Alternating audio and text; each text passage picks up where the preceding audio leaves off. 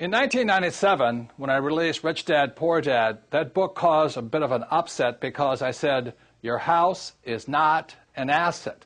So in today's world, if you want to be rich, you have to know the difference between assets versus liabilities.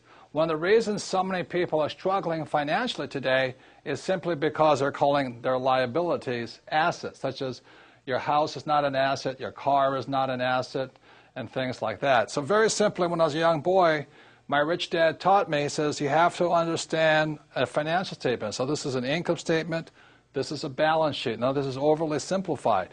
He says what creates something to be an asset is very simply assets, cash flow money into your pocket. And a liability takes money from your pocket. So for most people, their houses are not assets or liabilities because every month it takes money to live in that house.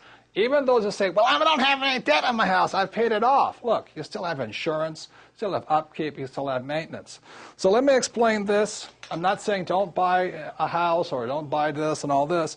I said if this is a house and I rent the house out and every month it's putting money in my pocket more than my expenses, then that house is an asset. Now that very same house, if it goes unrented or somebody trashes it or whatever they do, that very same house can be a liability.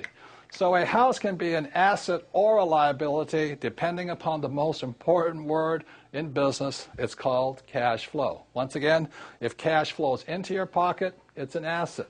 If cash flows out, it's a liability. Think of it this way. If you stop working today, how much cash keeps flowing in? That's from assets. And if cash keeps flowing out, that's a liability.